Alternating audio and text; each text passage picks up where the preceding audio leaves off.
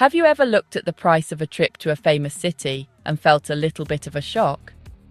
It's a common feeling, that little sting in your wallet before you've even packed your bags. You see the glossy photos of Paris in the spring. You see Rome in the summer and you start to dream. But then you check the flight prices and you look at the hotels, and suddenly the dream feels a bit more like a financial nightmare. This isn't a coincidence. You're not imagining it. The world's most celebrated travel destinations often come with a hidden surcharge, a fame tax. When a place gets famous, that fame starts to chip away at the quality of the experience. It's supply and demand on a citywide scale. More people wanting the same limited hotel rooms, the same restaurant tables, the same spot in front of a famous painting, means prices creep up. Businesses don't need to compete on price when customers are guaranteed. Let's break down exactly how this fame tax gets levied, step by step. It all starts with something wonderfully predictable: demand. For airlines, famous cities and the times people want to visit them are like a meticulously charted map of treasure. They know millions will want to fly to Florence in June, Edinburgh for the August festival. This isn't a surprise, it's an annual pattern. When demand is that predictable, airlines have very little incentive to offer bargains. They set prices high from the outset, knowing the seats will sell. Sophisticated algorithms monitor booking patterns and automatically bump up prices as flights sell faster than usual. That's why prices can change from one hour to the next. The system isn't trying to be fair, it's designed to maximize revenue. On bank holidays, you're effectively bidding against thousands of others, and the airline always wins. Hotels play the same game. It's called dynamic pricing. Charge what the market will bear.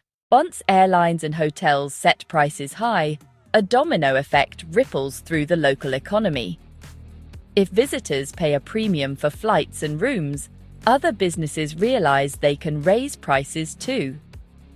That cafe on the main square knows customers are there for the astronomical clock, not price comparisons. So there's a hefty markup. Economists call this price insulation.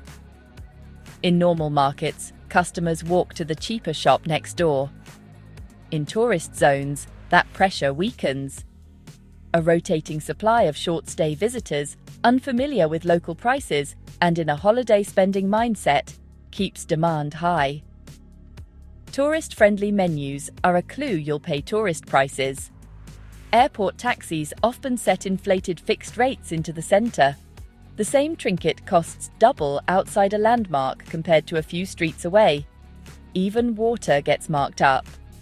Tiered tickets monetize cues the attraction created, selling you a solution to their own problem. Beyond the financial strain, there's a subtler cost: the erosion of the experience.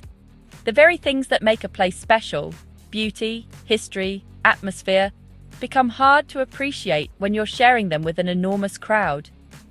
Imagine seeking quiet awe in the Sistine Chapel while packed shoulder to shoulder with security shushing the room. Awe turns into claustrophobia and irritation. Famous museums can be sold out for days, forcing you to miss out or replan your trip. That family-run spot, a queue an hour before opening. You lose spontaneity. Bookings rule your meals. Your holiday starts to feel like a military operation. As tourists replace locals, authentic bakeries and butchers give way to fast food and novelty parlors. The city becomes a theme park curated for consumption. The local soul ends up behind glass or priced out. Wait 2 hours for a painting, then rush to the next site. Collect photos instead of experiences. Ironically, in our hurry to see the most famous places, we can end up not really seeing them at all. What's the antidote to high prices and crowded spaces? The solution is simple: learn to sidestep. The world's best experiences aren't always under the brightest spotlights. Instead of following the herd, take a deliberate step to the left or right. You're not skipping what you love, you're approaching it with strategy, experience over branding, substance over fame.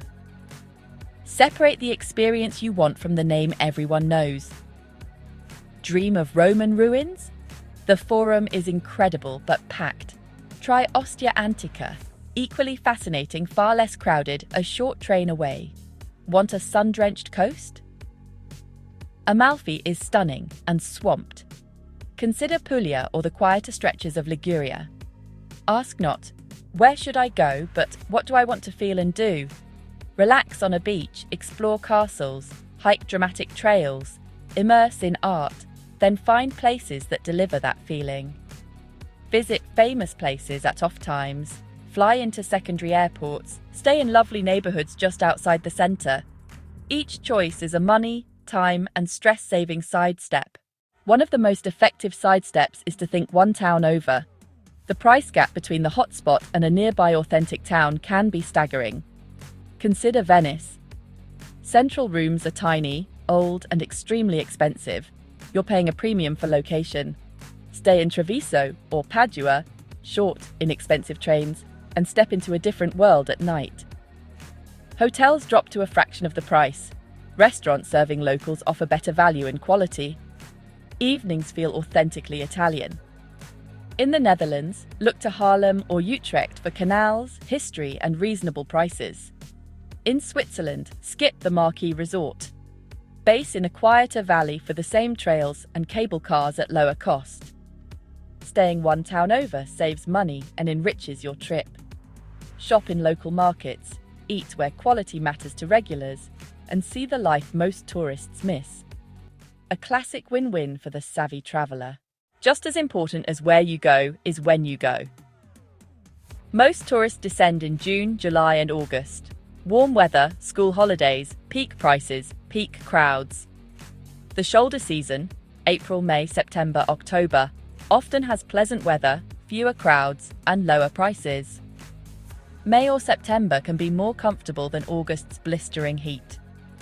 After summer, airlines and hotels lower prices to attract business. Daily rhythm matters too. Be first at opening or go late afternoon for quieter visits. Eat later in countries where locals dine at 9. More authentic vibe, often better service. Dance around the crowds by syncing with seasonal and daily rhythms. Knowing the principles is one thing. Using them changes everything. Start flexible. Use calendar price views and nearby airports. Shifting a day or airport can save hundreds of pounds. Flying into a secondary airport plus a short transfer can be dramatically cheaper. For stays, expand the map beyond centre. Target charming, safe, transit-linked areas. Book free cancellation options to lock a good rate early while you keep hunting.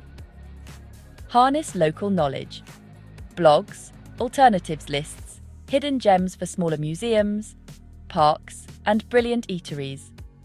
A little research uncovers that perfect bistro or quiet sunset perch.